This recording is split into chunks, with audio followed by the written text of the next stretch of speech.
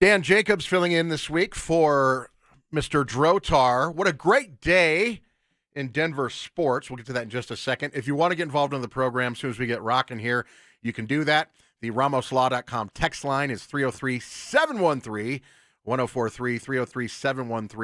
303-713-1043. Later in the show, we'll open up the phone lines if you want to get involved in the action. But as I mentioned, a great day in Denver sports. Oh, it just changed, though. I was going to say, to start things off, we have the Trulock Hall of Fame statue already being created. So they're working on that. That's a good thing. And then the Avalanche were up 3-1 over the Vegas Golden Knights in the second period. But the Knights just got on the board again. So it's 3-2. Avs still lead in the second period with about 7 minutes to go in that game. And then just a few minutes ago, the Nuggets taking on the Suns. You don't like it to be this close when, the Suns not that great of a team. But sometimes it just happens that way in the NBA. Nuggets do get the block late to stop the Suns. 113-111. The Nuggets get the victory. Big nights from the guys you expect it. Jamal Murray, 28 points and 7 assists. And Nikola Jokic, 22 points, 10 assists, and 12 rebounds. So good job out of the big fella tonight. Another nice win for the Nuggets after laying waste to the LeBron-less Lakers in their last affair. So great job out of the Nuggets and so far out of the Avalanche. And what a great job out of the Denver Broncos and Drew Lock yesterday. Experience Drew Lock is what you got to experience. I'll tell you that much right now. Phenomenal job. I don't want to say phenomenal. I don't want to get too much in the hype, but I did get a sense watching the game that something special is going on with Drew Lock. And we're going to examine that throughout the course of this evening. And what I'm calling it the Drew Lock Effect. Because it's not just that he's going out there and that he's playing well. His performance, his persona, everything that he is doing is rippling out, and there's a lot of effects of his performance and everything that's going along with Drew Lock right now. And so we're going to examine that throughout the evening. In just a few minutes, we will have the great Sandy Clough coming back to his old show. Now, Kevin, are you going to be a little emotional about this? Or are you going to be able to, It's going to be tough. It's going to be tough holding back. A reunion? Holding back tears. Wow, man. Yeah. So we're going to break here in just a few minutes to get to him, but we'll get his thoughts on the game.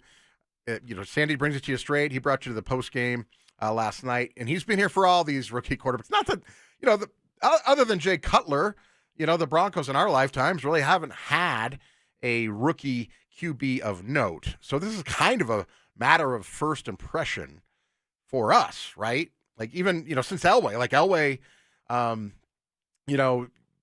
he played as a rookie. He wasn't drafted. So we're talking about a guy that we drafted, drafted rookie quarterbacks. But, and John Elway's really the only one, outside Jay Cutler in franchise history of any note that I can think of. So this is something special. To me, it seems like something special. We will be examining it throughout the night. Just to give you a sneak peek, I think Drew Lock is influencing people for the better all the way up to the people running this team, all the way down to a young man who was not even going to be on the team until yesterday. So we're going to get to that throughout the game. Nice victory out of the – and do we have the audio of who our predictions, Kevin? Yeah. Kevin's going to pull that up for us. But if you want the real skinny, you come to Dan, you come to Kevin. All right, we were on Friday night. And all these other hosts, I love them. They're our teammates. They're our brothers. But, it's all Pollyanna. That's all going to be Broncos 30, Lions 10. But we have the real scoop for you. And, if you're not patting yourself on the back, you're doing yourself a disservice, is what I would say about it. But here's what you heard if you were listening on Friday night.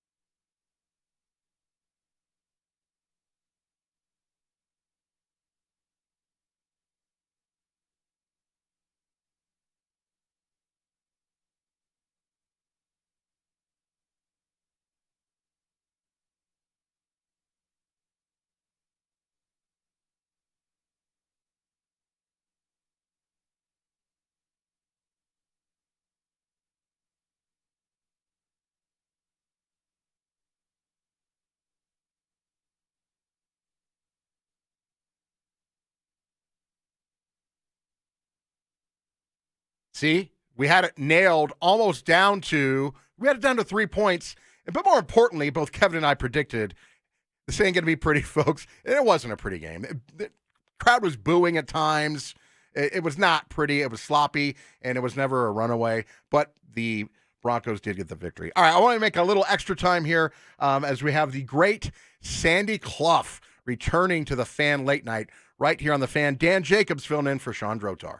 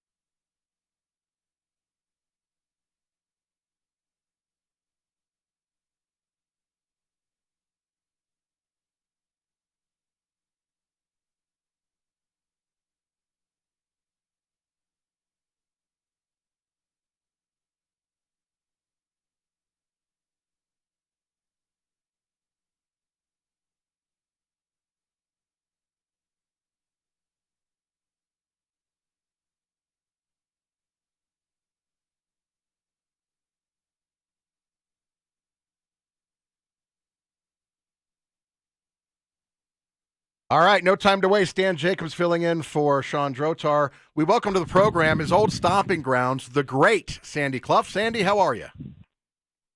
I'm doing well, Dan. How are you? Good. Thanks for taking the time this evening. I just want to get straight to it. Drew Lock. It's Drew Lock's town now. Is that right? I think in the minds of some, he's the toast of the town for the moment. It would seem that way. I think there are some, particularly inside the facility at Dove Valley, who are stopping short of giving him a full and complete endorsement. But it's hard to argue, Dan, with the early signs. You know, apart from the Kansas City game, a game in which no one played well, he has handled himself very well. And as you know, I'm a numbers guy. I don't think his numbers are overwhelming, but bringing certain intangibles that haven't necessarily been evident at the quarterback position since Peyton Manning was here, he seems to have convinced his teammates that he has a lot of the right stuff, and especially his younger teammates. And if you look at this team, whether they acknowledge that they are rebuilding or not, when you look at this team, for the time being one of the youngest, if not the youngest, at least on the offensive side of the ball in all of the NFL, that means a lot. And perhaps the Broncos have finally found the right combination of offensive players who can sort of grow up together.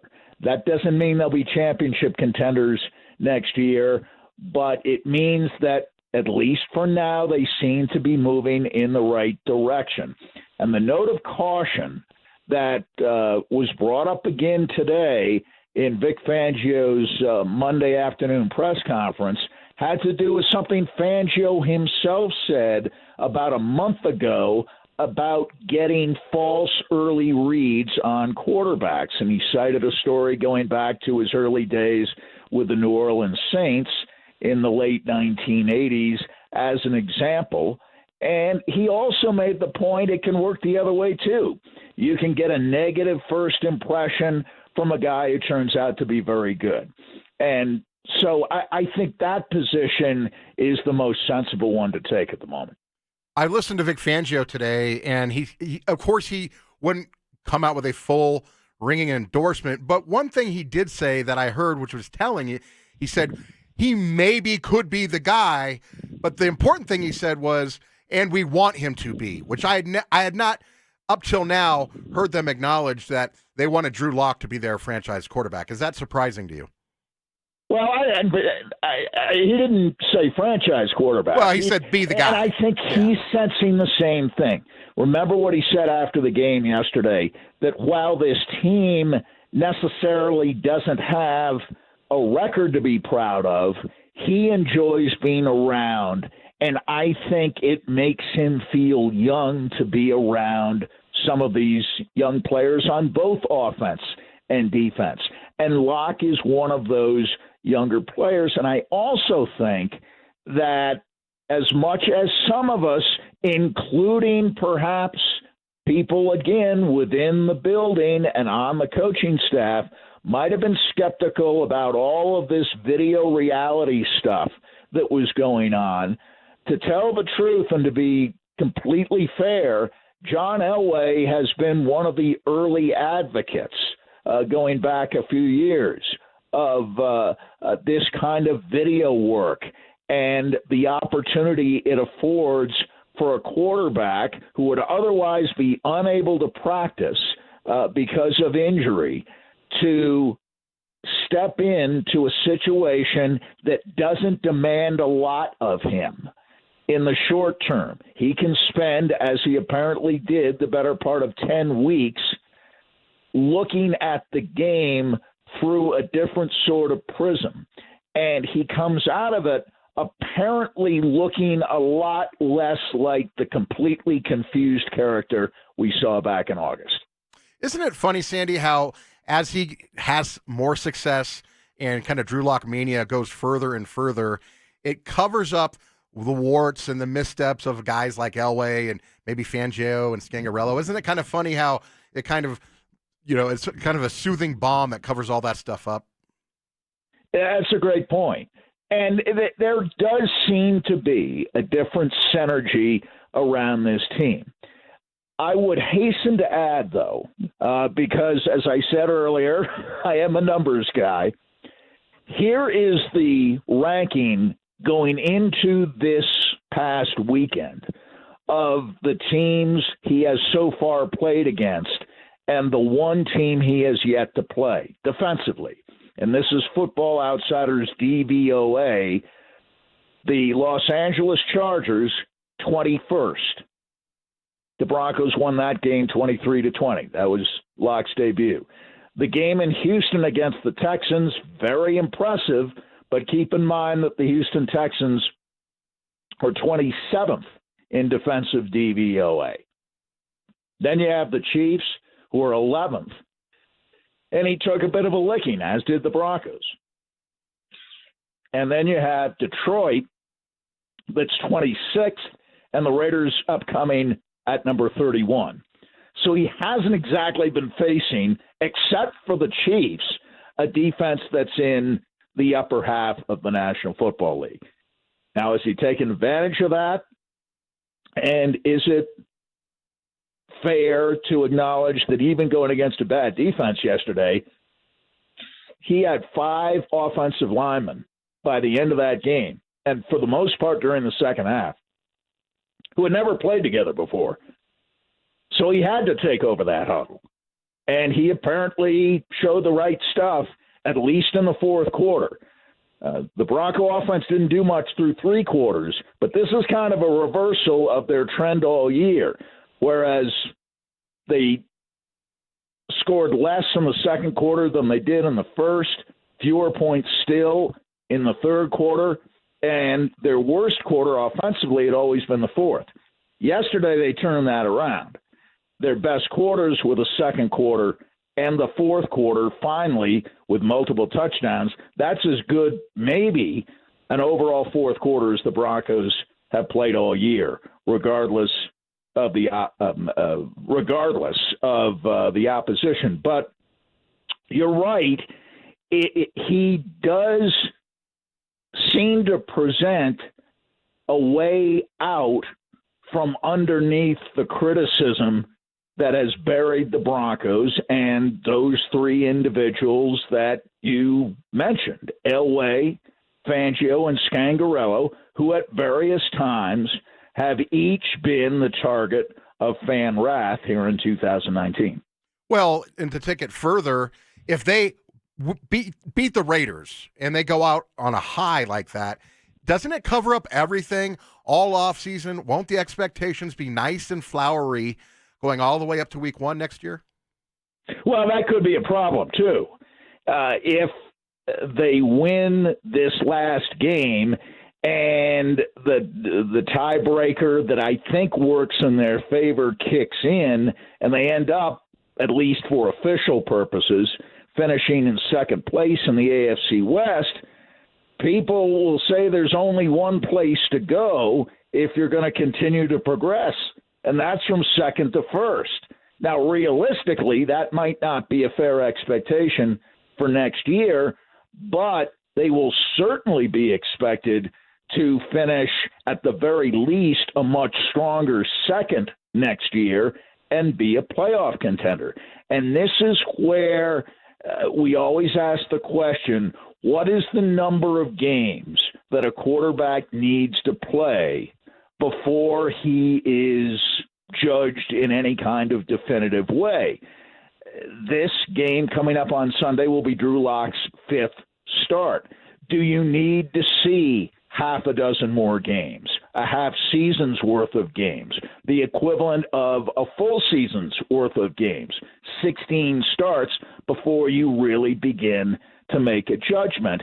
And I think that's where Vic Fangio is going to be helpful to Drew Lock, because he does speak in measured, reasonable terms, not the hysterical stuff that understandably you get from fans who believe that all players are either heroes or bums, and there's no middle ground in between.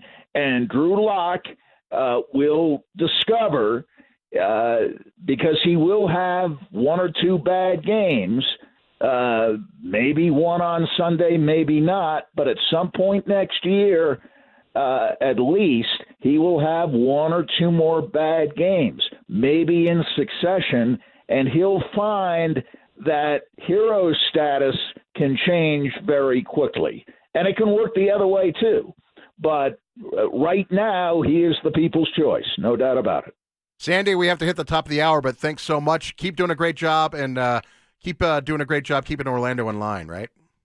We'll try. Orlando's pretty big, so I can only do so much. Yeah, use the Jedi Thank mind goodness tricks on I'm it. there, though, as the voice of reason. Yeah, absolutely. Thank you, sir. We appreciate your time. Thanks, Dan. Mm-hmm. Appreciate it. All right, the great Sandy Clough with us. And yeah, you're getting exactly what you would expect out of Sandy in that interview, and just like you did today from 9 to noon, which is, all right, let's have some measured optimism here. Let's take this with a little bit of context. Let's not go too far. And let's take this for what it is. It's fun. It's exciting, but it's also really early in this process. And I appreciate his perspective on that. All right, Dan Jacobs filling in on the fan late night for Sean Drotar. If you want to get involved in the program, now is your time. 303-713-1043 is the RamosLaw.com text line. I'll check that during the break, and also our phone lines are now open if you want to get in on the phone lines as well. We'll talk to you on the other side.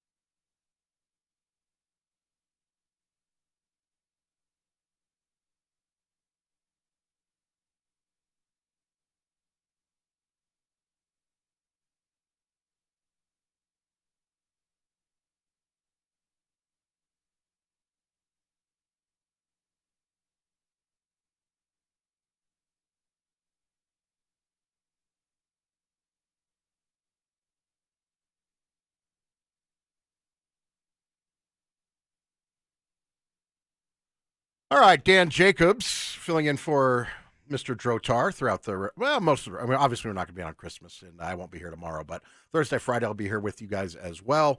So let's have some fun.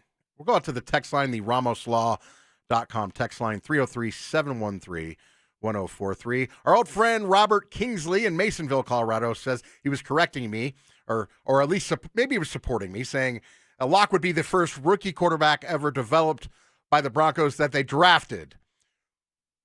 True, if you don't consider what happened with Jay Cutler being that having them having developed him. But that's fair. Yeah. In reaction to Sandy, this is 8316 that writes in, says Sandy's stats are worth taking into consideration about playing bad defenses, but he is doing what he needs to do, this is referring to Drew Lock, against those defenses.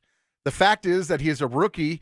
Making rookie mistakes is encouraging that he could be a good QB in this league. If you look terrible, Elway would be getting killed. Let's be fair to both Lock and Elway. Give the guy 2 full seasons, then let's discuss. That's from DK. Yeah, I mean, everybody's willing to give him the benefit of the doubt. What Sandy, is saying is let's not get too excited. He played one of the worst defenses in the league yesterday, and his stat line was 192 yards and 1 touchdown. And that was a very sloppy first quarter. A lot of that wasn't, Drew Lock's fault. Drew Lock's doing right now, I think, an outstanding job. But it is glossing over, man, that was not a pretty game. He's the Houston game, he was off the charts. Outside of that, he's been doing well enough to, manage, the game into victory and following game plans and making enough exciting plays that it's, leading to wins now finally, right? Like he's the best quarterback that they've had on the roster this year. As far as if you look at what's happened on the field, he's been better than Joe Flacco. He's better than Mr. Allen. So I give him credit for that, and I'm very, very encouraged by it. There was a lot of things yesterday that were very, very encouraging. One, yes, this is the beginning of the Drew Lock era, right? Like, this is his team now. There is no doubt about it. He takes total command of the team yesterday and throughout, this little period where he's been starting. So it's his world, and we're just living in it from that perspective. Also, you see the Broncos, they get punched in the mouth a little bit by a bad team, and they respond. They get down by 10 points, and they don't quit, which they could have. They didn't play well the week before. They're not playing for particularly a lot right now. They're playing in front of, fewer and fewer fans as the season goes on.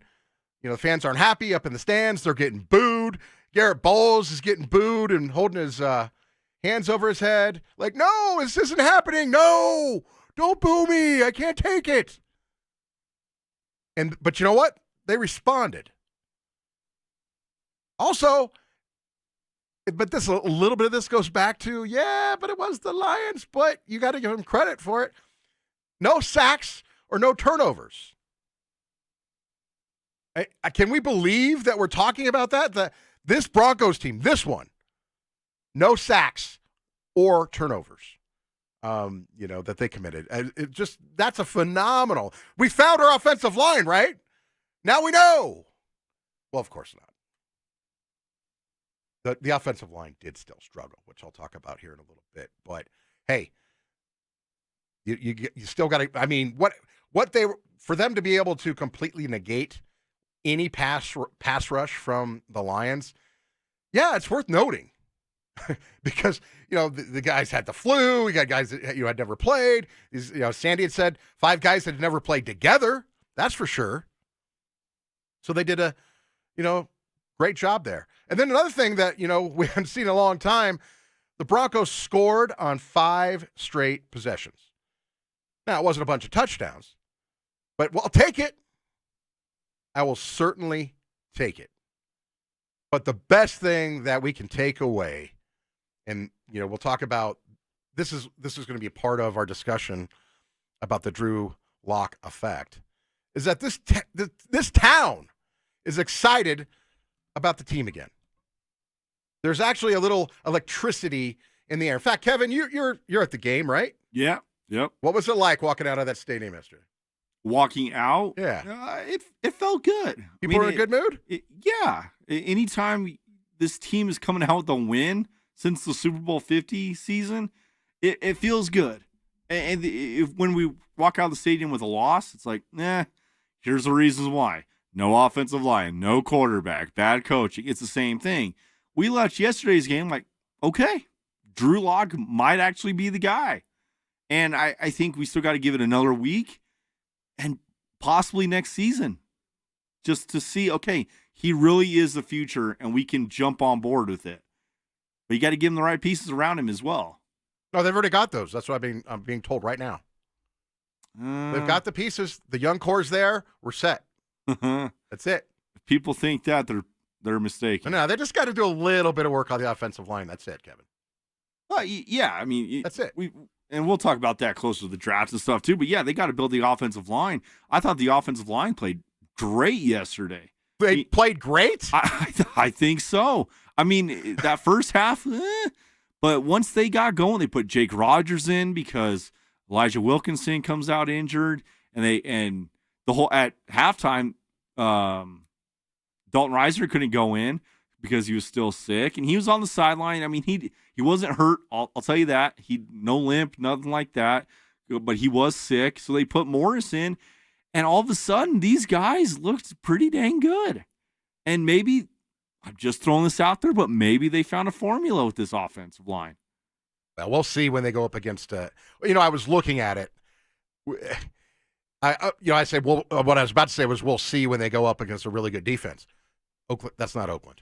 Oakland's around 20-something. I think 20, 21 in sacks, something like that. They're not going to, they're slightly better than what the Lions are.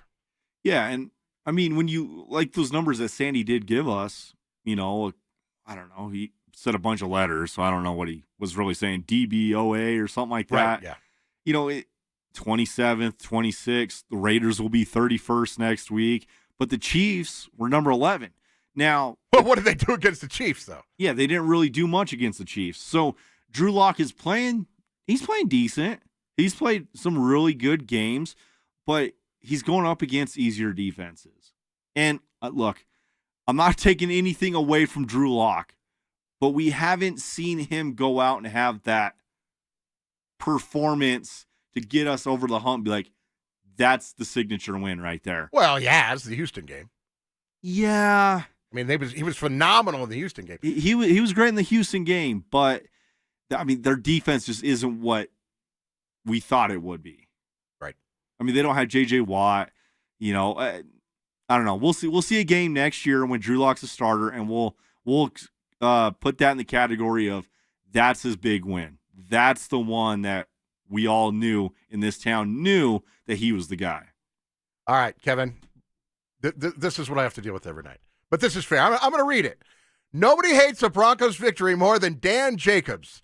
Every comment is a passive-aggressive compliment. This win was great. I mean, it's the Lions, but it's still great. Big win. They didn't score a lot of touchdowns, but a big win. Well, am I giving the team credit? Am I not? That's from 5441, which I do appreciate you listening.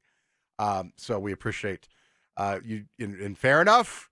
I'm just trying to keep it real. And I always say, and just so you know, listener, 5441, I believe, and we're going to talk about this throughout the show, I believe highly in Trulock. And it's a little bit early, but I like what I see. And I think he can do a whole lot for this organization and do a whole lot for a lot of people that are involved with this organization. And we're going to talk about that throughout this show. So thank you for listening. Want to note real quick, the Avalanche have broken, I don't want to say broken it wide open, but they were up 3-2 over the Vegas Golden Knights with about 7 minutes to go in the second period. And now it's 5-2 at the end of the second period. So Avs looking to get a victory over Vegas. All right, if you want to get involved in the program, 303-713-1037, 1043 is the RamosLaw.com text line. Or if you want to get a hold of me on Twitter, by the way, you can use that to call on the show as well. But if you want to get a hold of me on Twitter, it's at Dan T. Jacobs Law. That's at Dan T. Jacobs Law. Come at us with something clever, something passionate. Even if you want, like, the last guy took a little shot at me, but that's okay. In his mind, that's fair. As long as, you keep your punches up, which I think he did, then you're welcome on the program. If it's good, we'll make you famous. We'll read your stuff on the air. All right, Dan Jacobs filling in for Sean Drotar here on The Fan.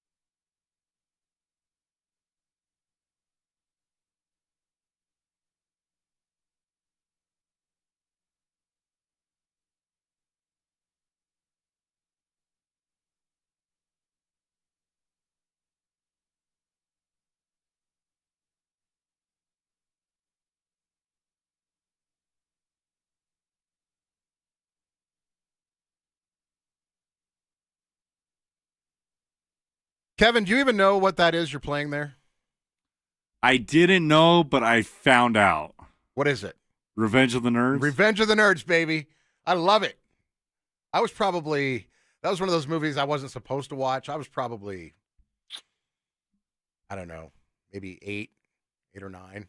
And there's some pretty adult stuff in that movie, but it was a classic. I still watch it. It comes on every now and again. I still watch it. Revenge of the Nerds. Awesome.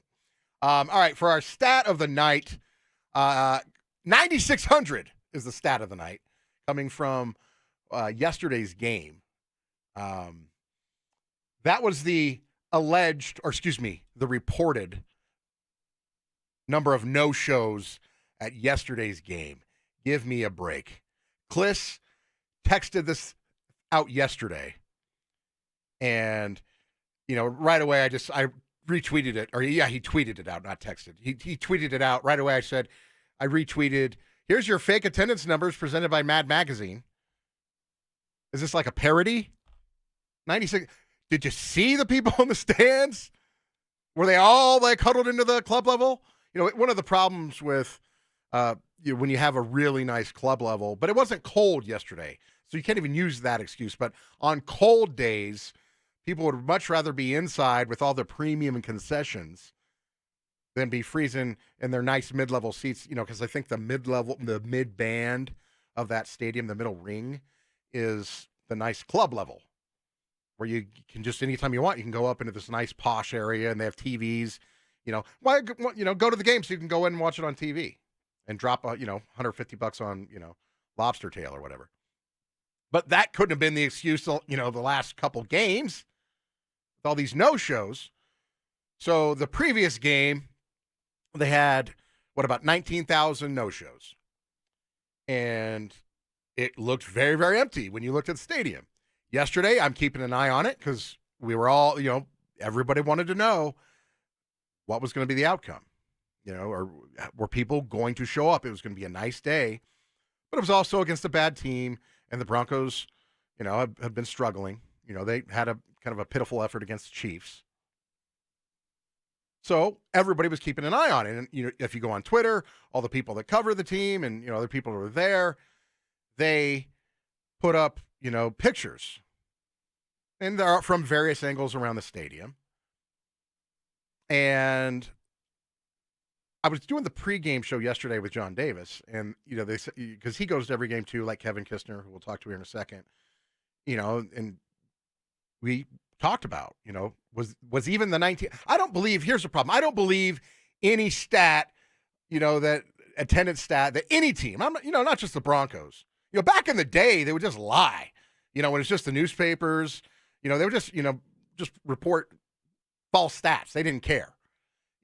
Now you would hope with all the technology and ways of keeping account of things, you would hope that teams would be a little bit more honest. And you don't want to call it lying.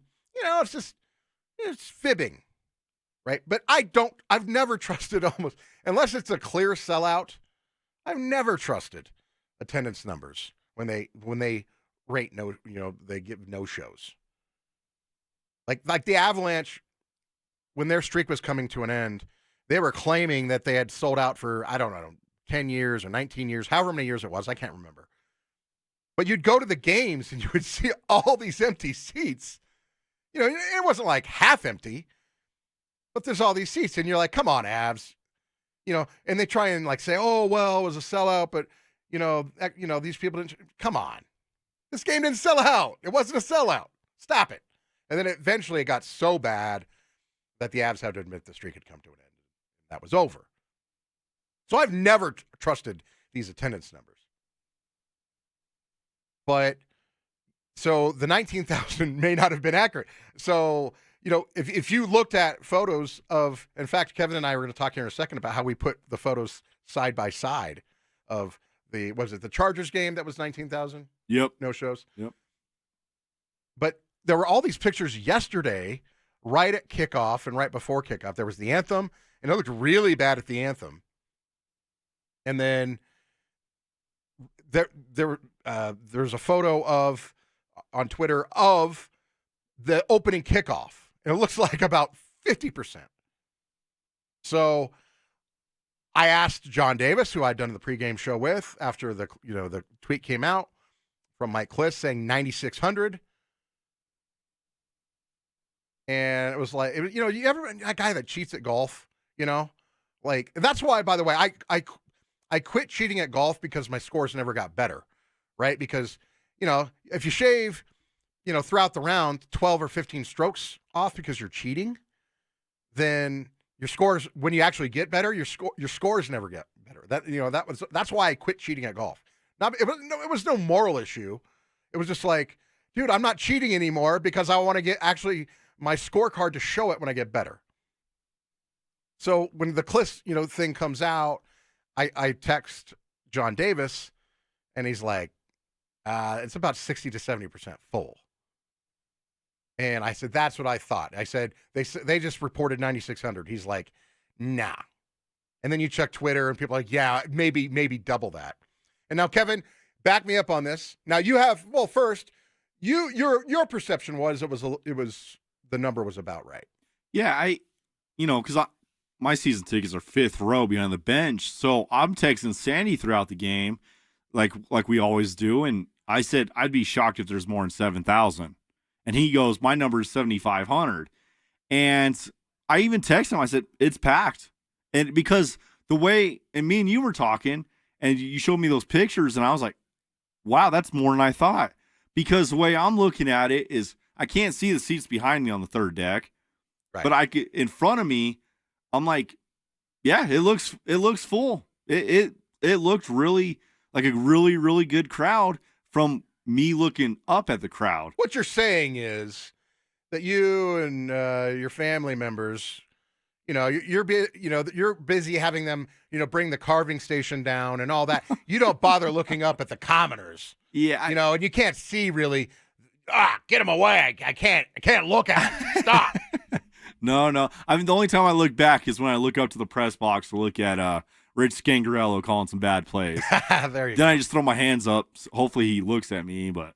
Yeah. So before the show and doing our crack research, this high-level research, you pulled up some pictures from the Chargers game, and yeah, it looked really bad. It looked... so we were trying to deduce, and then we kind of compared them side by side with photos from kickoff from yesterday. And yeah, the Chargers game definitely looked worse. But the conclusion that I come to is then that number was probably deflated, I guess what you would be calling it. We could have our own deflate gate where the Broncos are deflating their no-show numbers. Because based on the pictures that you saw that I showed you on Twitter from yesterday, didn't it look like a lot more than 9,000? Yeah, I'd maybe closer to 12. There you go. That's kind of what it looked like. But let me ask you this: do people really, really care and want to go to the games now because of Drew Lock? I think the Raiders game will be packed. Now, is that just because I always take these last few games into a different consideration because these are the games where people who have the tickets, hey, you give them to your buddy, you give them to your friend, you give them to a coworker if you're a boss of a company, and you just say, hey, I don't want to go to the game. Here's some tickets. Go enjoy yourself. It's kind of like the preseason games where you don't want to go, but you paid for them, but you're just, here's a gift. And maybe these are Christmas gifts now. Going to the Raider game. But do people, if they were really sold that Drew Lock is the guy and are dying to go see Drew Lock, would there be 9,000 no-shows? Well, but or should that number be smaller? He got another victory, though. And the town is really buzzing about him now. They weren't so sure about him. You got to remember, the people that were deciding to go yesterday were like, okay, yeah, this Drew Lock guy had one nice game, and then followed it up with, some stinkers. Last week was a stinker. Let me say it that way. They didn't look very good against the Chiefs at all. And two, now I'm going to go out and see the Lions. I think that's probably what the perception was, for the people that didn't show up yesterday. It's like, you know what? I'm tired of these, Broncos being terrible. And no, Drew Lock's not enough to bring me out to watch the terrible Lions. And it was, in large part, a terrible game up till the, maybe in the end, it was exciting, because Philip Lindsay and they got kind of rolling at the end. And yeah, you left, I think, with a sense of excitement about Drew Lock and the team. But I don't think anybody's going to show up this weekend for the Raiders. I think it'll be packed because there is a palpable energy and air around Drew Lock. I don't know. You're too cynical now. I hate to be that guy, but I feel like it is because there were less no-shows when Trevor Siemian was starting. There were less no-shows when Paxton Lynch had his first career start. I mean, so I don't know I think it's because the team is so bad that people are like, I don't care. Right. It's been so long. And we've seen the same story over and over these last few years that, hey, it's just another quarterback we're plugging in. I think a lot of fans feel that way. And I don't think everyone's sold on Locke as we really think. I think they're waiting to see a little bit more from him. You've been working here too long. You've been you've been drinking out of the same water cup as James Marilat and Sandy or something. I don't know. Maybe it's in the water here. It's time for Drew Lock fever. Get on board. Get on the train. Look, I think he's the guy. I'm just saying what I think Broncos country's doing. Well, I think when you were saying, they were still showing up when Simeon was bad and Lynch was bad, because Broncos fans are some of the best fans. And there were 12,000 no-shows for VJ's last home game. And then they showed up again this year, but then they're like, nah. And I think, yes, there was finally, it gotten to a point where it was so bad that fans were like, we're not going to come. But I think that's gone now. I think until they get to next season, and if they're bad next season, then they'll start all over again. But no, I think a little bit because of the Raiders, but mainly because it's Drew Lock. I think it'll be packed, or a small, much smaller percentage of no-shows. In fact, if there are no-shows, the Broncos may say there are no no-shows just because they're playing that game, apparently. So, all right, we're a little bit over here on our break. But coming up next, yes, we're going to get to it. It's the Drew Lock Effect right here on the Fan Late Night on Dan Jacobs filling in for Sean Drotar.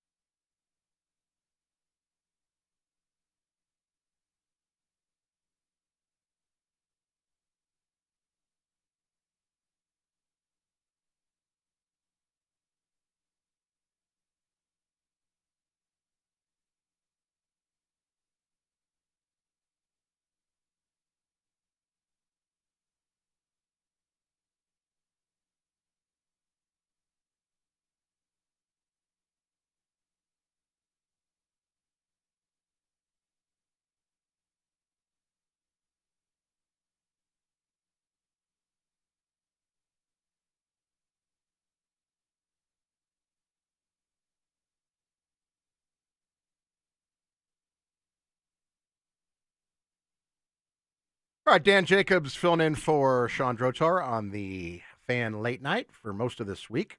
Go out to the RamosLaw.com text line before we get to the Trulock Effect.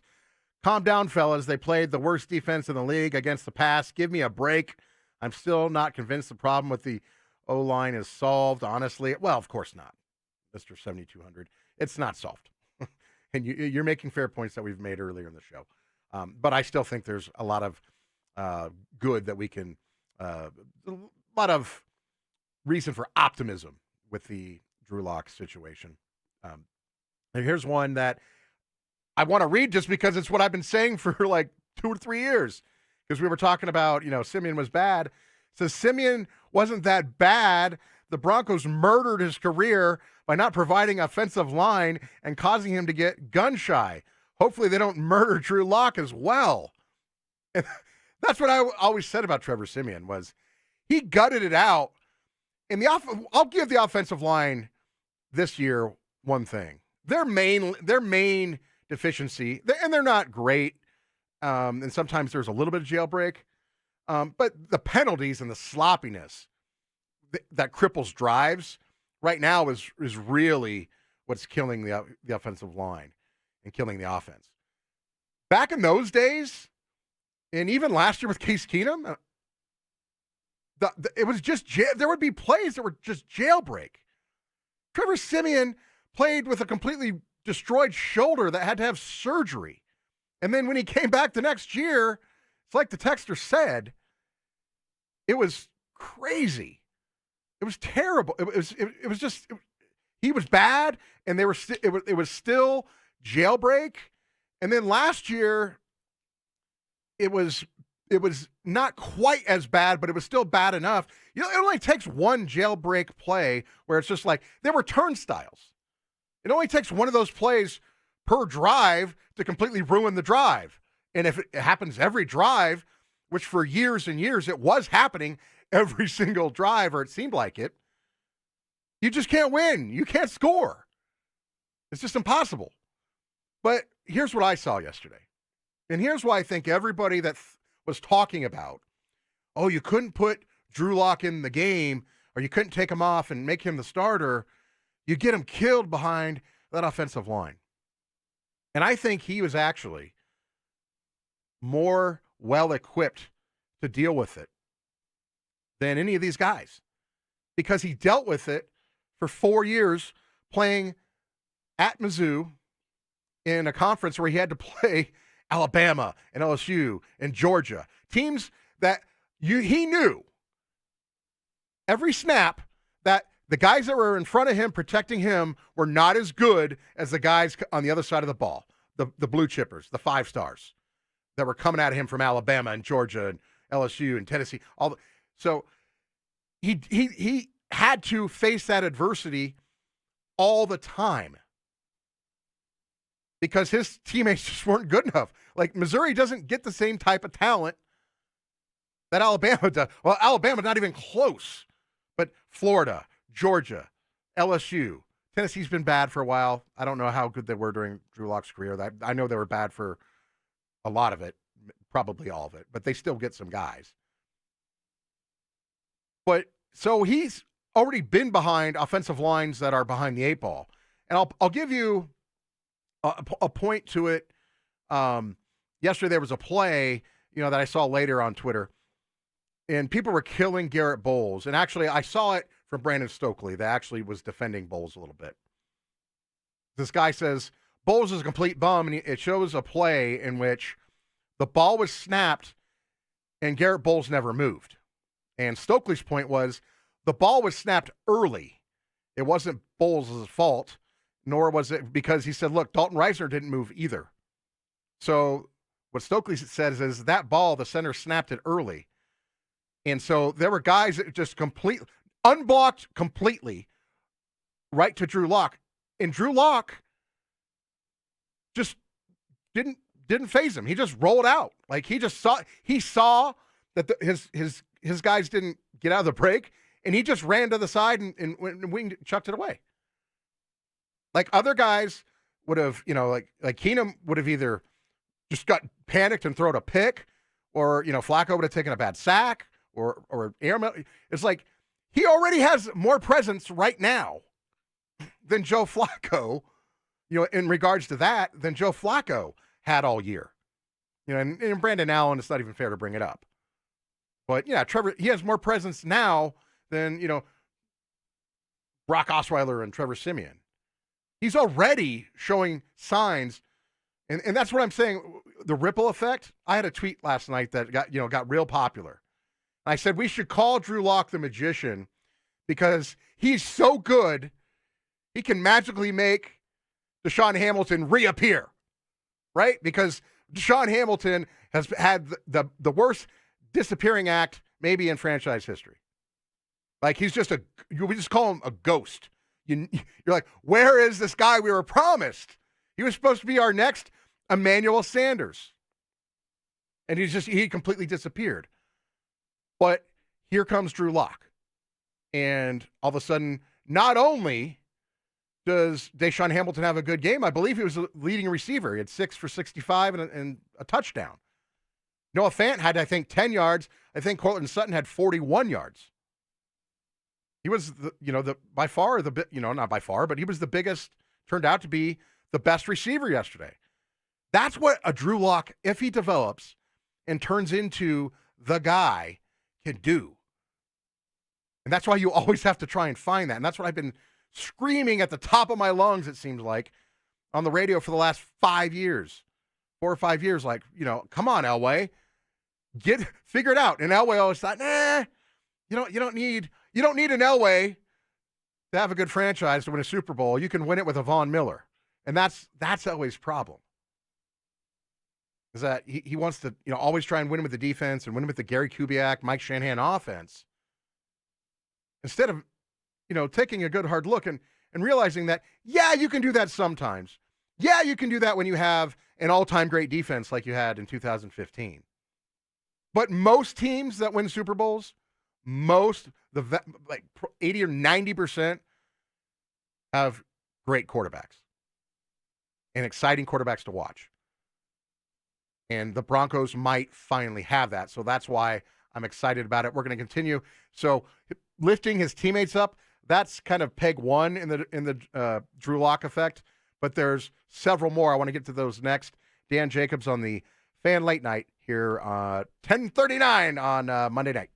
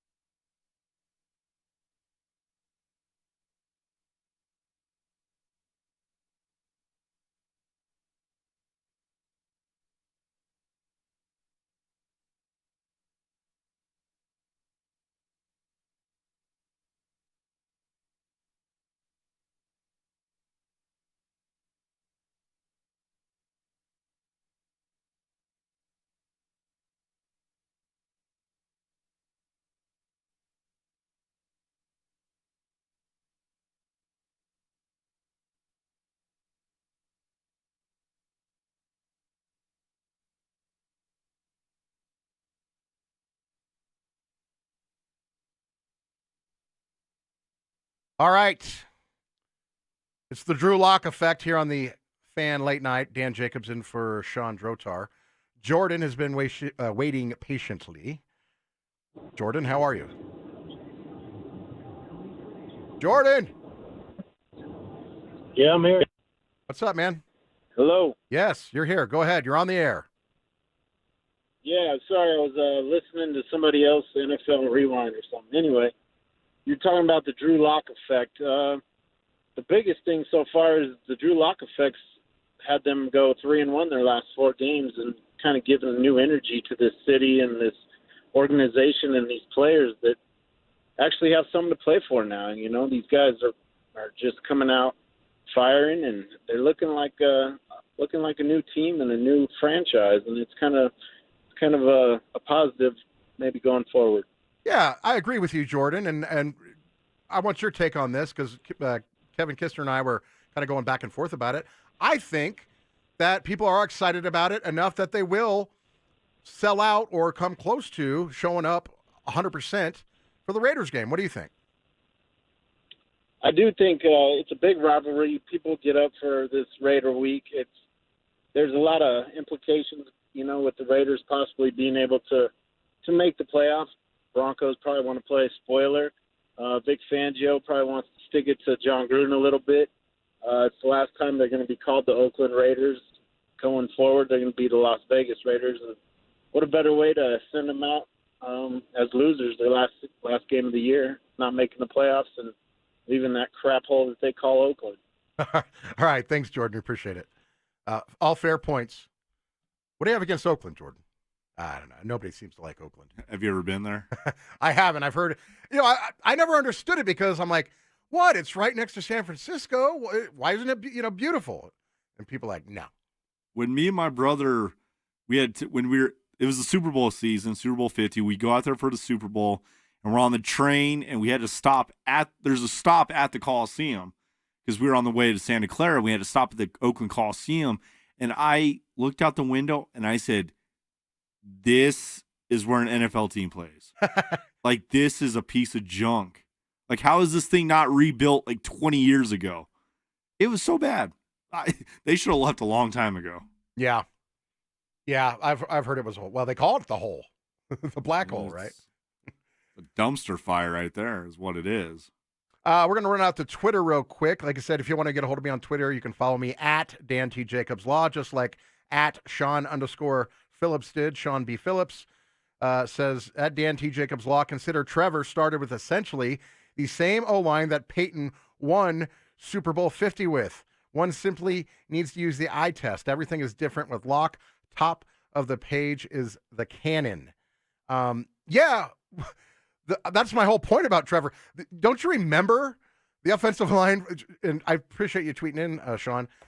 That offensive line was terrible. It was atrocious. Don't you remember? Like, wasn't it the line that, you know, Cleo Mack was getting 5 sacks against? On Michael Schofield? Yeah. And then I think they moved over, God, what's his name? And I don't mean to insult him because he's Ryan Harris out of Notre Dame. They put Ryan Harris in there, and he was getting like they were just getting completely shoved over, like just ran over, like trucked. It was terrible. And honestly, it wasn't the same offensive line as the Super Bowl season because they had a new right tackle, a new left tackle, new right tackle, and a new left guard. Yeah, I know they definitely had a new right tackle, you know, because John Elway had 3 right tackles in a row that are out of football after they left the Broncos. They had Donald Stevenson, who made it, I believe, 2 years with the Broncos, then boom, out of football. Nobody else wanted to touch him. Then you had Menelik Watson, who never was any good in Oakland. He just never played because he was hurt, and they were happy to let him go, and they laughed when Denver gave him money, and I believe they're still paying him, Menelik Watson, like $1.5 million or something this year, not to play football. And when I say that, you know, maybe semantics, he's counting against their cap. And he was out of football. And then, all right, next guy, 3rd year in a row, Jared Valdir, out of football. You know, he retired, but, you know, he maybe, you know, because the Patriots were looking at maybe signing him. But It's still, three of Elway's choices to fix the right tackle situation 3 years in a row, boom, boom, boom, out of football. And I actually think this year's offensive line is, like I said, not as bad as some of these we've seen in the past in that regard. Now, like I said, they're killing us a little bit more, and they're so sloppy and undisciplined, which, as people are now saying all the time, come on, Vic Fangio, death by inches. All these penalties, that's what death by inches is.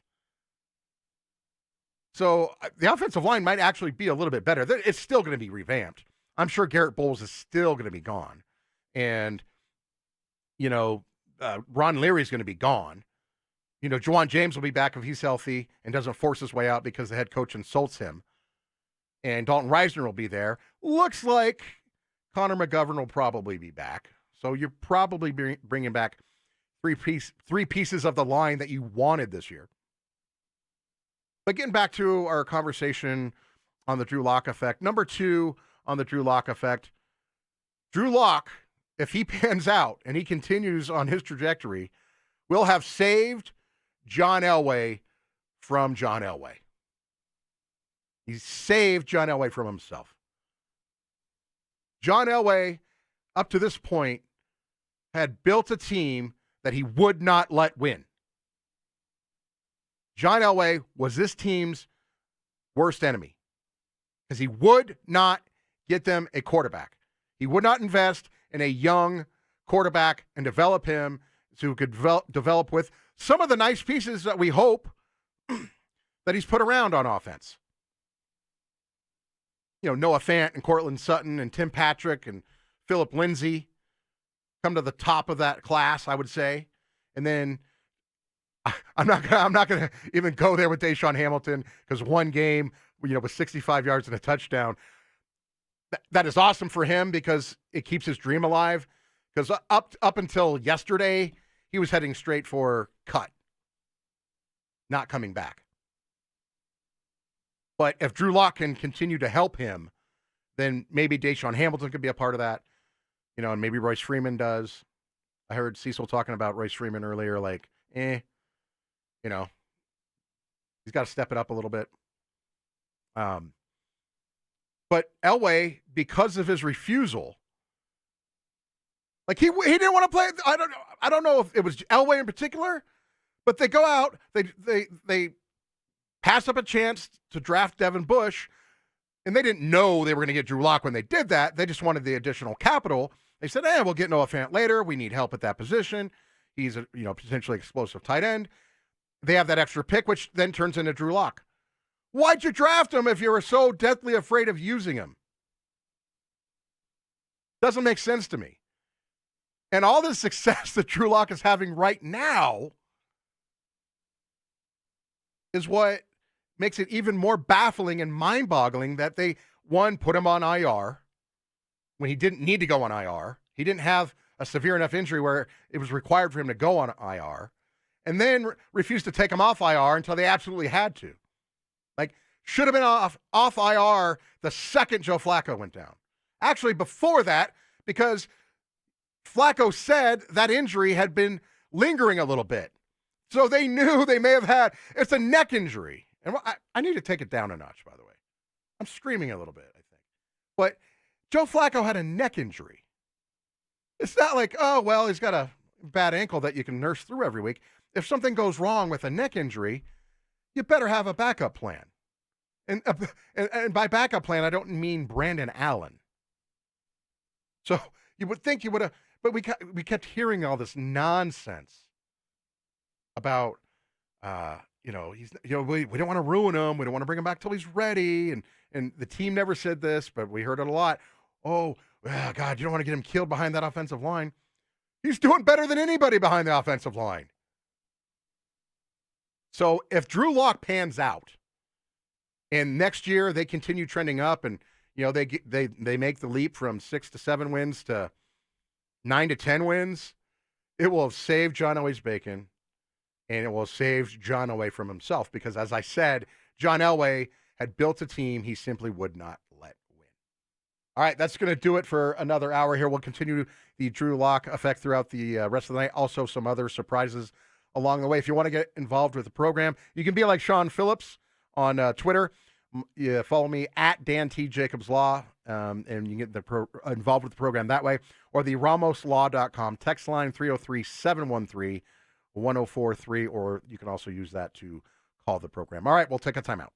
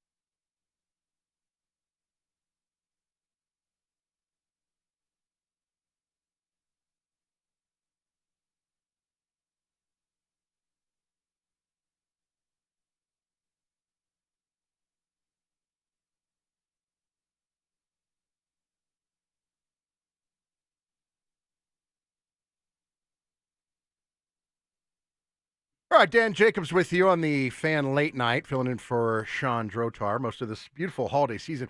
By the way, Kevin, I heard the most peculiar thing. Like a whole church full of people screw up Rudolph the Red-Nosed Reindeer. They messed it up? They messed it up. On purpose or on accident? I'm not sure. I think it sounded like it was on purpose, I think. Uh-oh. Like, so, it goes, Rudolph. we'll go down in history like the Dolphins is what it should be. Because the Dolphins were the 1972 undefeated team. But they said, like the Broncos. Oh, so they got it right. No. The Broncos didn't have an undefeated team. Like the Peyton Manning years. They got it right. Now, I went to school, my elementary school, up until 5th grade. I was in Miami, and then I moved here in 5th grade. But that's how they taught us in 5th. When I was learning how to sing that song, you would say like the Dolphins, because the Dolphins had the undefeated team. So it's kind of like when everyone sings the national anthem, like, and the home of the, and then you say the team name. I've never heard that. Like the Chiefs do it all the time. Home of the, and then the whole crowd goes Chiefs. Oh, I thought instead of saying the Brave. I would think that would be incredibly disrespectful. That's the way I kind of took it. I always say the Brave because I thought if one team would do it, it would be the Braves. Yeah, I'm sure they do it. They don't have to do it. They just say the normal words. Yeah. But anyway, I thought it was just weird. I don't know. Anyway, continuing our what I was going to ask you though is, did they teach it to you with the Broncos or did no nothing? No, they didn't. They never really taught us it in school. What? Or church or anything like that. We just learned it. Yeah. See, from your parents and stuff. People were pretty excited about that team when I was growing. I mean, it was 15 years, it was 5 years before I was born. So when I was in school, it was, quite still relevant. Yeah, people are still pretty excited about it. And all those guys are still running around town. But anyway, so yeah, I remember them specifically teaching us that I don't know, it was just music class. When I was, 7 years old. Anyway, I just thought that was interesting. So one more segment here on the Trulock Effect. I want to get through a couple things. Number 3 on this deal. So we said number 1, Drew Lock is lifting up his teammates, which he absolutely is, because we've gotten big games out of Noah Fant, out of Cortland Sutton, out of now Deshaun Hamilton. Tim Patrick is contributing nicely. He's continuing to develop. And as I also talked about, he's kind of masking some of the deficiencies in the offensive line. So that's number 1. Number 2, the Drew Lock Effect is saving, and if it continues to on this trajectory, is saving John Elway from himself. Number 3, taking the heat off Vic Fangio. We were talking about this on Friday night. We were talking about it on Sunday morning on the pregame show. They were talking about it was a huge uproar on Twitter when James Merlack came out and said that he believed that if Vic Fangio lost the final 2 games, that he would be fired. And a lot of people got upset about it, but the people were finally beginning to have the discussion about Vic Fangio. And I talked about it at length. It was like, what has this guy done? I wasn't advocating that he was being fired, but it was like, why is he always getting this pass? It started out, he was kind of, fun with the media because he didn't try and fumble through like Vance Joseph was, or some of these coaches just try and spit cliches. Vic will just kind of give you a straight answer. It might not tell you anything. Or, and then, recently he's been a little bit more cagey, like, well, maybe he is, maybe he's not. I don't know, But he kind of had this good relationship in the media, which started, ironically, with death by inches. Because he would leave people, all the media lemmings, they left his press conference. Oh, man, I'm really impressed with this guy. Because why? Because he gave you a cliche that every coach talks about, which, by the way, is now haunting him, this whole death by inches nonsense. So Vic Fangio was starting to get a little bit of heat, and now that's all gone. Like, did you hear the press conferences today? Like, that's all gone. And it's 100%, 100% lock. Hey, did you get that? Ew. It's 100% lock that Vic Fangio will be back next year. And that's because of Drew Lock, and that's because of the Trulock Effect. And again, he just covers up so much. Like, all these other flaws on the team that they had all year will be forgotten if they beat the Raiders, because everybody will be excited about Drew Lock heading into training camp. And the last thing on the list is Drew Lock, if he pans out, could potentially save Joe Ellis. This trust situation where Joe Ellis is, in charge of, because he runs the day-to-day operations of the team. They got, I think the article just came out. They have to actually, the litigation is going to happen in September. And even, no matter what happens in that, there's potentially NFL litigation. And Joe Ellis has to be able to, or not, it doesn't have to, but it really helps to be able to say, I'm doing a really good job of running this organization and we're making money. And, we're doing things. And for the first part of his tenure, during the Peyton Manning years, yeah, everything was rosy. And then everything started to slide. And then kind of, the bloom was off his rose, and more he was getting criticism. And, he's getting sued by Pat Bowen's kids, some of Pat Bowen's kids, and getting sued by Pat Bowen's brother. And that's why I was talking about I've talked about this before. The no-shows, when they have 20,000 no-shows and 10,000 supposedly no-shows, 9,600 no-shows, that affects the bottom line. And that, by the way, yesterday's game was the third game this year where they had significant no-shows, I believe. And, it's millions of dollars every time. So if Pat Bowen's kids can go to court and say, even though this is not right now, this is not the central argument. Right now, they have to decide whether Pat Bowen had capacity at the time the trust was changed. But if his kids get far enough in that process and they can say, listen, he is running our father's beloved franchise astray. We always were doing great, and now look at us. We got 20 or 30,000 people not even bothering to show up to the games. Broncos fans, some of the most loyal, if not the most loyal in the entire league, aren't even bothering to show up anymore under this guy's management. And right now, that's gone. I believe it'll be gone because I think they're going to sell out. It's already a sellout, but I think everybody's going to show up. Because the problem is not just that you sold out, that people didn't show up to the seats. People spend money.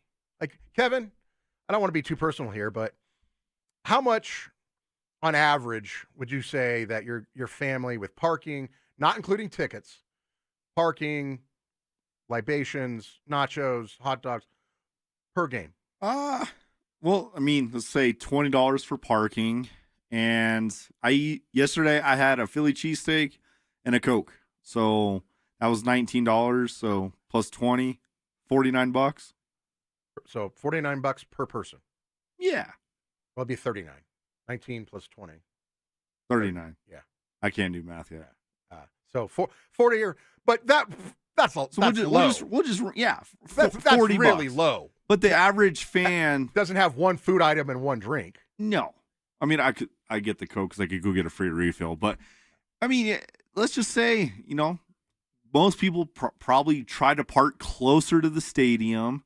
So that's $50. And you go inside, you got to have some beers for most people. So you're having 2 or 3 beers. You might get some hot dog or some nachos. So, yeah, you're spending at least about $60 inside before parking.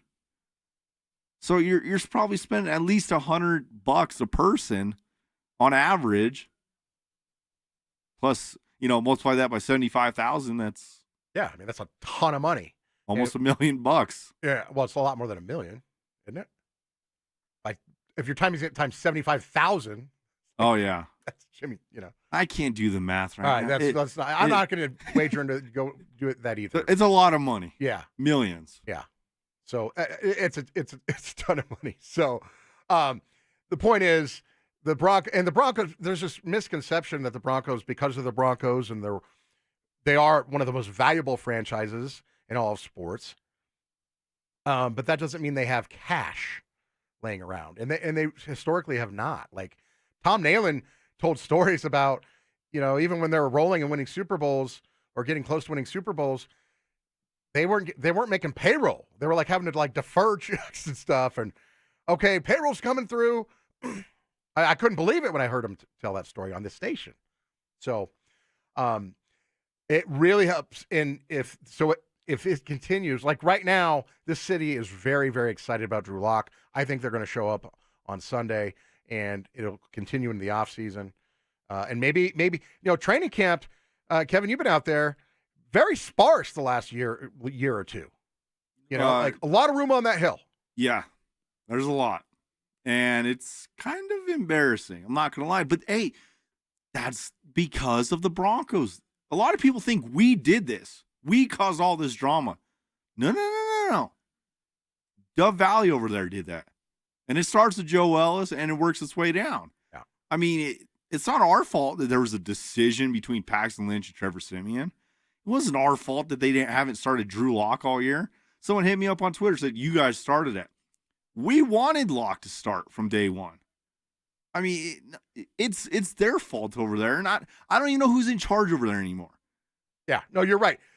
The media has definitely, or at least we have, been talking about. We'd like to see Drew Lock sooner rather than later.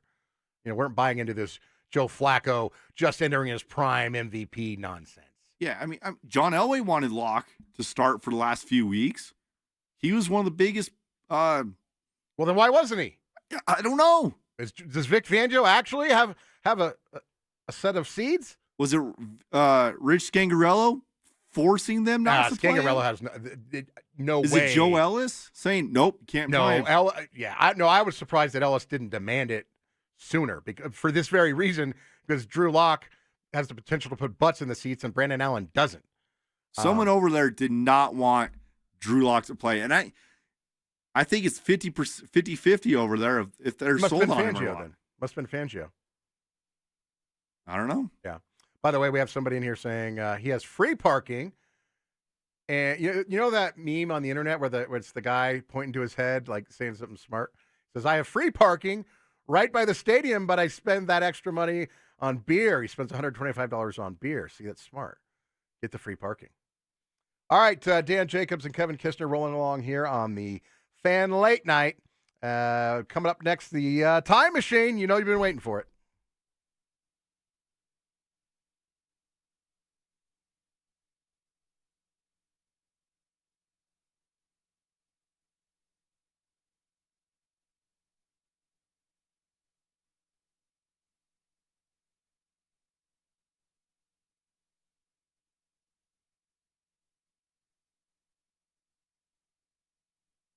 Oh,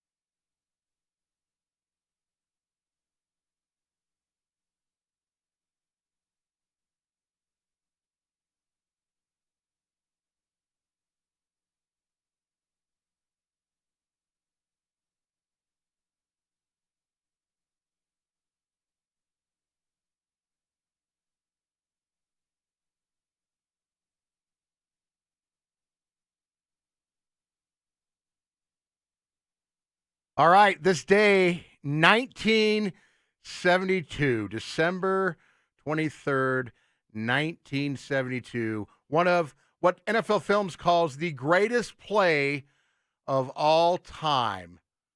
It's the Immaculate Reception.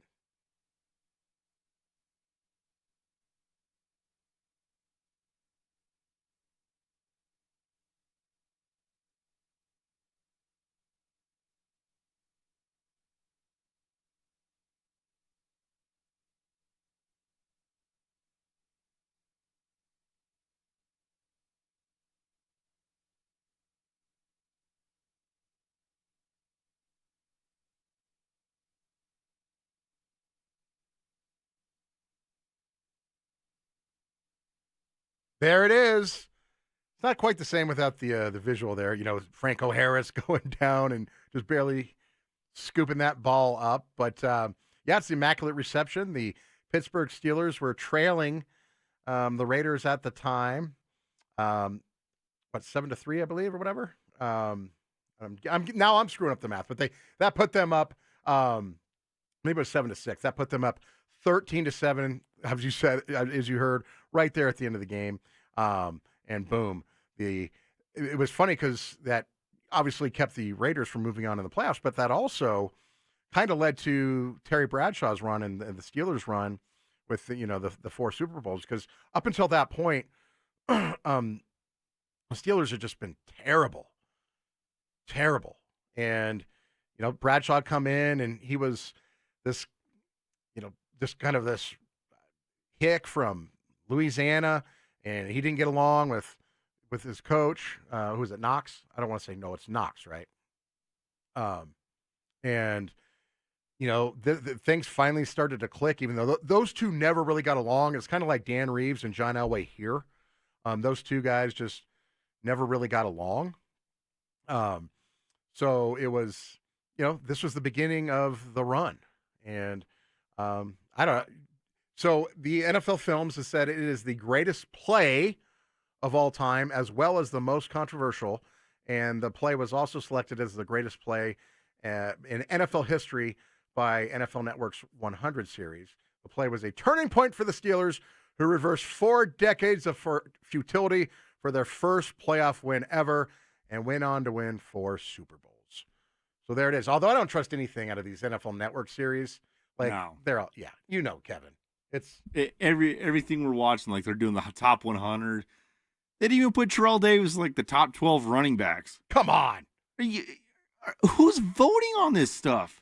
Yeah. And, Marino was snubbed. It's like, come on. Dude, Marino was the greatest passer of all time until this era.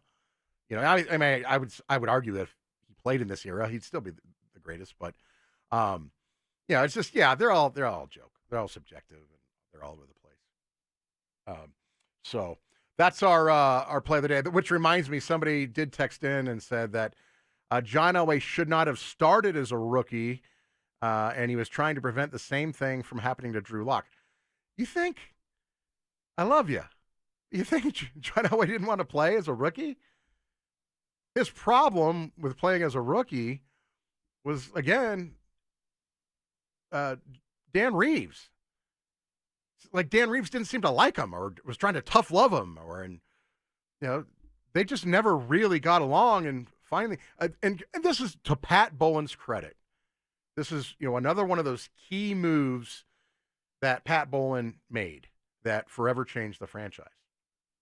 At some point, it was basically Dan Reeves or John Elway. And Dan Reeves, thought that, basically, I don't know. I don't want to say Pat Bowlen called his bluff, but basically Pat Bowlen said, yeah, well, if it's a choice between you two. And I think a lot of it was, it wasn't necessarily all Dan Reeves saying, hey, it's me or John, but a lot of it was probably John saying, hey, it's me or Dan. And the choice was clear. Pat Bowlen was decisive, and he made the right decision. He got rid of a really, really good coach. And Dan Reeves went on.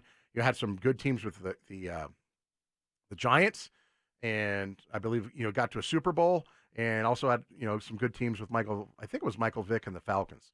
So he was a heck of a coach. But Pat Bowlen wasn't afraid to make tough decisions.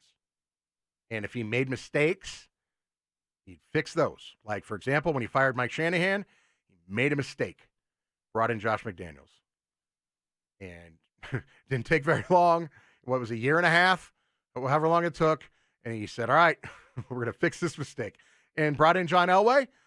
And for all of his, faults right now, John Elway and those guys, they brought a championship to Denver. And they brought 2 Super Bowls to Denver. And everything in between was a pleasure to watch, except for the occasional, playoff loss, heartbreak. So, yeah, give Pat Bowlen credit for that. All right, so that in this day in history, it was the Immaculate Reception. All right, coming up next, we're going to get a chance to visit again with the great Sandy Clough.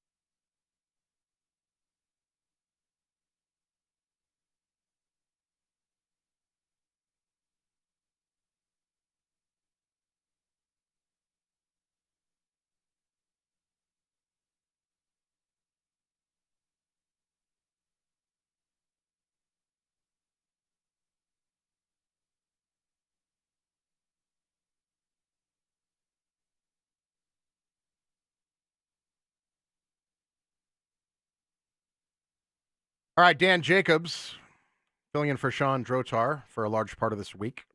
Tomorrow I'll be on. They're letting me on during daylight hours. I'll have to get some sleep tonight on from 3 to 5 tomorrow. Tomorrow's Christmas Eve, right? Correct. I'm a little weary. I got up real early and went Christmas shopping this morning. I was at Sam's Club. I was telling Kevin by 7 a.m. and got up. I mean, I was just shopping all day. You know, I'm a typical guy. And you wait till the last minute, or, you know, second to last minute in this case, because there will people going out be shopping tomorrow. But, you know, Kevin, you didn't get everything done yet. I know that. Yeah, I got to get my brother, but yeah, should be simple. I hope he's not listening. Nah, he's sleeping. He's sleeping. Yeah. I hope. He's not sleeping. How old is he? 24. He's 24. He's not sleeping. He is married, so. Oh, if he's married, well, then maybe. I wasn't, even when I was married at 24, I wasn't sleeping by midnight. Doesn't he listen to you every night? He should be. Yeah, he should be. Somebody asked one time if you know what it was? I asked my wife, I said, well, it was tongue in cheek. I said, a few weeks back, I said, you were listening, weren't you? And she said, you want me to lie to you? I was like, oh, thanks, honey. She said, I used to listen to your old show. I love that show. I'm like, yeah, thanks. Thanks, hon. Love you. All right. So we got the NFL films here, music. We did our picks on Friday. It's time to settle up, Kevin. Let's go through our picks. All right. Let's go through the picks, and you'll say who you picked. And we'll see who won. I'll keep score of each game. All right. Well, we got Tampa Bay hosting the Houston Texans. Houston went in and barely pulled that one off despite a crazy, insanely bad game from Jameis Winston. Right. And you remember me saying to you, you can't spell Winston without I-N-T, right? Yep. And he had 3 picks. Like the first 16 minutes. Right. And then they somehow come back. And they have a chance to come back at the end of the game. What does he do? He throws another pick. And so we both picked Houston, I assume. Yep, I picked Houston. You got Houston. They look good. They're one of the better teams in the AFC, but their defense just got to pick it up. Yes. Next game, we had Buffalo at New England. New England holds on and wins that game. Great game. It was a close one. I picked Buffalo. I thought they'd go in and get the upset. So Dan +1. You went with the cheaters, so you got the win on that one. Stuck with me, man. Yeah. I thought this was the year. Next up, we got the San Francisco 49ers hosting the LA Rams. And San Francisco went in and pulled the one out. I remember I said specifically I'm going with Kyle Shanahan, so I picked the Niners. I took the Niners as well. All right. I don't bet against the 49ers, and they're my Super Bowl pick. How about that? We'll start early. They're my Super Bowl pick to win it all. All right, here we go. All right. Well, real bold of you, by the way. They're the number 1 seed. Not yet. Well, pretty much. There's like 4 teams that can have the number 1 seed, but I like San Francisco. They've had the best record all year long, have they not? I mean, come on. Hey, a lot of people were down on them earlier in the year too. All right, not me. Next up, we had Atlanta and hosting Jacksonville. I took Jacksonville. Atlanta obviously won the game. I took Jacksonville. This is kind of one of those toss-up games. Both teams 50-50. I don't know. I took Jacksonville just for Gardner Minshew, I guess. I did the exact same thing. We talked about it. We said Minshew Mania. We'll just toss it in for there. So I remain 1 point ahead. Yeah, and the next one, we both got this one right. Baltimore at Cleveland. Yes. No questions asked there. We thought about it. I at least thought about it, but then it was like, nope, they're too much of a train wreck. Next up, we have the Indianapolis Colts hosting the Carolina Panthers. I took Carolina. I remember you taking Indy. I didn't think they'd have enough to stop Will Grier just because there's no film. I thought it'd be one of those fluke games for Carolina. And Have you ever seen Will Grier play? No. Yeah. That's why I would pick him. He was a gimmicky in West Virginia and fizzled out. Yep. Next up, Miami, Cincinnati. It felt like the battle for the first pick. I took Miami because Fitzpatrick was going to have Fitzpatrick magic and become Fitzmagic, and he threw 4 touchdowns. Yes. So we pushed on that one. Next up, we have the Jets hosting the Pittsburgh Steelers. I had the Jets. Adam Gase and the Jets. I don't think I took the Jets. I think I did take the Steelers. I can't remember, to be honest with you. So I'm going to give you that one. Okay. So we're down to. I think, are we tied? No, I'm up 1. Cheater. +1. Next up, New Orleans Saints at the Tennessee Titans. Saints win this one. I took the Saints. I did too. All right. Saints get the win there. Next up, it was a battle of rookie quarterbacks for a little bit. The New York Giants took on the Washington Redskins in the nation's capital. Dwayne Haskins gets hurt. Case Keenum comes in. Game goes to overtime, but Daniel Jones and the Giants get the win. I took the Redskins. And I had the Giants because Daniel Jones was my first pick or my first quarterback. We're getting tight. Next up, we had the Broncos over to the Lions. I had Broncos. You had the Broncos. Well, I almost had the score right. I was off by 3 points. Yes, you were close. So close. Next up, we had the Chargers hosting the Oakland Raiders. I had Oakland. I had the Chargers. So All you are now I'm in the lead. bolt into the lead. Next up, we had the Philadelphia Eagles and the Dallas Cowboys. Aha. I think you took Philly. I did take Philly. And I took Dallas. So we're back at a push. So Philadelphia, if they win next week, they win the NFC East at 8-8. That's right. And still should not be in the playoffs. Next up, we have the Seattle Seahawks hosting the Arizona Cardinals. I assume we both blew this one? Yeah. I didn't even realize Seattle lost. Yeah, it was bad. 2% of the people on Fan Football Pick'em picked the Arizona Cardinals. Yeah. 2%. Next up, we had Green Bay, Minnesota. I took Minnesota. And I think you took Green Bay. I think I did. I'm not certain. I'm pretty sure you did because we were talking about Aaron Rodgers. That's right. Yeah, because you hated it. We're hating Aaron Rodgers. Yeah, I'm not the biggest fan. All right. And then the Sunday night game, it was the tiebreaker game. Kansas City over Chicago. I took Kansas City. I also took Kansas City.